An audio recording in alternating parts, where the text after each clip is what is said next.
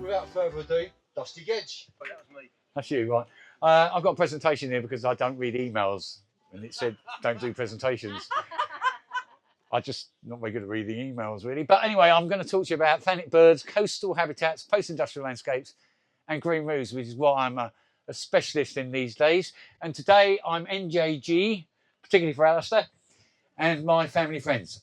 I'm from Westgate. I was raised here, and I spent my life bird watching around here as a teenager, and one of my favourite birds in the world is Sanderling. And I just love Sanderling. If you go to Minnis Bay, which I do every Christmas Eve, and watch the Sanderling, and they're just fantastic. And I've got a video, I'll be talking to you a lot about videos on my YouTube channel about Christmas Sanderlings at Minnis Bay. Occasionally you actually get them in summer plumage at Minnis Bay, but you can't see the pictures. But I'm going to record this, and I'm recording it, and I'm going to put it on YouTube, and Sunken Gardens can share it.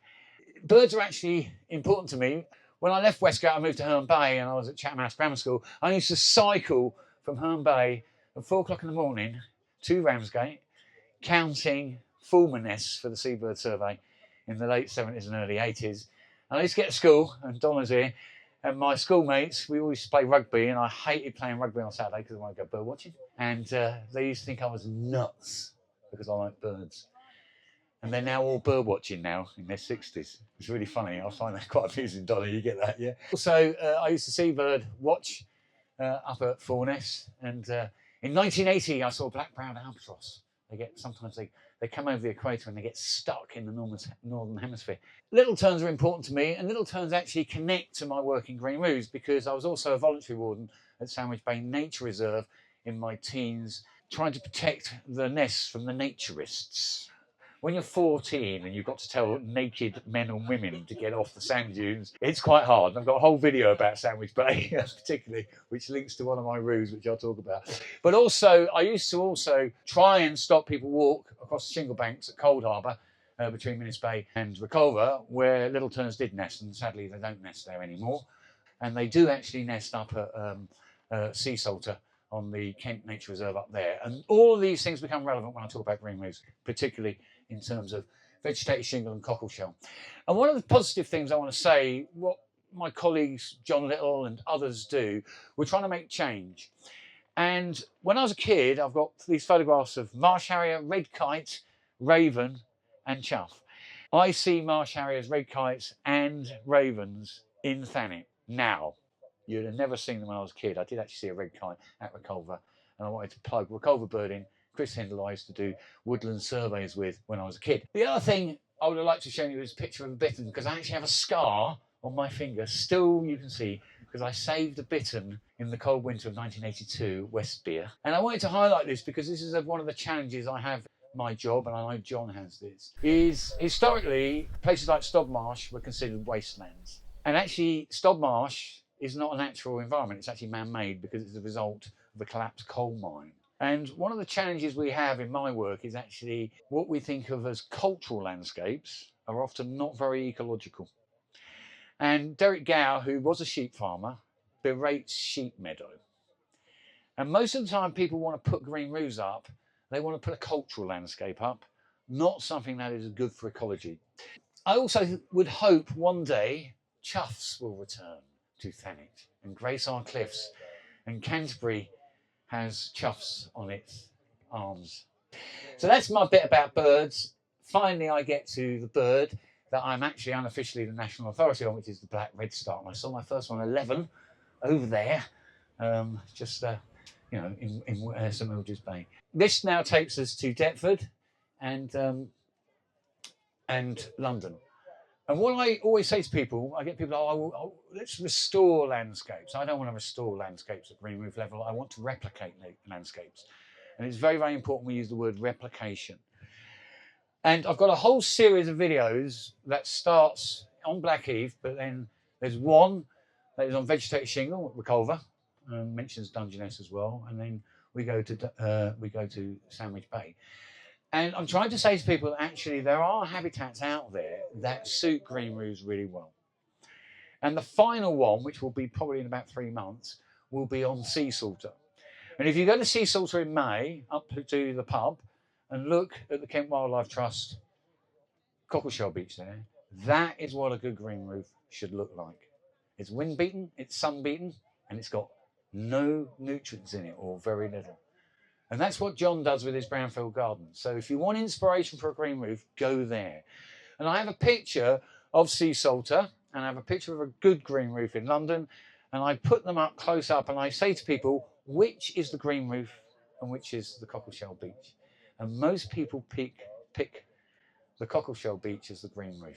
This cultural thing is very, very important, because one of the videos in this series is going to be on Tempelhofer Feld, which I went to last year, particularly to see skylarks, because there's more skylarks at the Tempelhofer Feld than parts of the whole of Germany. But also, if you go to Tempelhofer Feld, it's where the asphalt has broken up, is what is known as open-mosaic habitat. And that is actually ecologically better. I met an ecologist there. He said it's actually better than what is known as false oat meadow, which is a cultural German landscape. And this is where it gets challenging for people, because when you do what I do, wander around brownfield sites in London 27 years ago, chasing black redstarts and closing down building sites, I want to get brownfield land on roofs. If you want to put a really good green roof up, do not go light. Make sure you've got about 100 to 150 millimeters of substrate. And if you can get cockleshell, it is a brilliant green roof substrate. Crush it up, a little bit of sand, maybe a little bit of organics. And what I do, I get neighbours want green roofs, and they buy John and R's guide, a little plug for our guide. And I come down to RECULVER and Minnis Bay and collect sedums along on the south side of the sea wall, because it's covered in sedums, and I'll throw them up there. It's not that we shouldn't use sedums, it's sedums and wildflowers. And there's a thing called the London Living Roof Mix, which I wrote with my colleague Gary Grant for the Olympics, actually, back in 2004. And I collect seeds all over Kent, all over southeast London, a bit of Surrey, and occasionally I go to the wrong side of the Thames and collect some seeds at John's Gardens. We have a little thing, because I'm Kent, he's Essex. And if you do that, often seeds that are collected are actually better than commercial seeds, because they're actually stronger and they flower longer. And if you want to find out about this, just go to the Norfolk Wildlife Trust, because they've got roadside verges, which they say are pre-1945. And they're now trying to collect seeds from those roadside verges, because those flowers tend to double the flowering period, as commercial seeds are so repeatedly grown that actually they're not quite as good at flowering. And everything I do in green roofs it's really interesting when I come back down here and I just walk along, you know, RECULVER, I go to Sandwich Bay, everything I do is places I walked as a teenager. And we need to look at those places and get garden designers to look at those places and get inspiration from those places. I'm now going to shift to what we call a semi-intensive green roof, because I was invited by a landscape architect to actually design a roof at the Museum of the Home in London. And this is about climate change, because the Museum of Home have got a series of gardens, historical gardens, that start from the medieval garden, then they've got the Tudor garden. And they said, we want a garden that says what a garden should be in London for the future. And I'm not a garden designer, but we've got this mad mate of ours, John and I, called David Matsdorf, who's got a house up in Islington. And I wrote an article about 15 years ago called The Mexican Hillside in Islington, because he puts all these yuccas and aloes and all these nuts things from the Canary Islands. And everybody said to him, they never grow on your green roof, David, and they do. And so I had to steal some of the plants that David has tried out on his roof. And you'll go to the Mexican Hillside and you'll see some visuals if you watch the video. It's got yuccas and aloes and curry plants, because this is about a Mediterranean style garden. But the thing that's important is they had a planning permission for biodiversity, because I managed to write all these policies in London for all the boroughs that said it had to be a biodiverse green roof. So it's all underplanted with our native London wildflower mix. And also I got some inspiration from my mate from Essex, John, because there's lots of walkways for people to do some maintenance on it. And those walkways are all covered with Breckland thyme, which I was inspired because of the Breckland thyme down in your brownfield garden outside Hilldrop. So you can do it. And it's not a case of not exotic. Exotics No exotics, no natives, or only natives. You can mix them. But there's a thing called biodiversity net gain, which some of you may be aware of, and I wrote the metrics for that for green roofs. And in terms of rooftop gardens, it says 50% native and 50% non-native of known wildlife value. And this is very, very important because there was a period in London about 10 years ago where everybody was just putting up bamboo. It's got no wildlife value. And actually, it's really dangerous on a roof because it can grow through concrete. What I would like to sort of end with is I am recognised as a bit of an international authority on green roofs. I've just come back from New Zealand and Japan, and I've just remembered why that was going to be brought up, because when you go to RECULVER, it's vegetated shingle, and you've got it at Dungeness. The 3 countries in the world with the most vegetated shingle in the world are Japan, the United Kingdom, and New Zealand. And I went to a beach called Miranda when I was over there, which I visited in 2012. And this is a very interesting story, and I don't know if anybody's from the Bumblebee Conservation Trust. But the short-haired bumblebee, they're trying to reintroduce down at Dungeness. And originally, they were taking bumblebees from New Zealand that are very present on Miranda because there's lots of Viper's bugloss.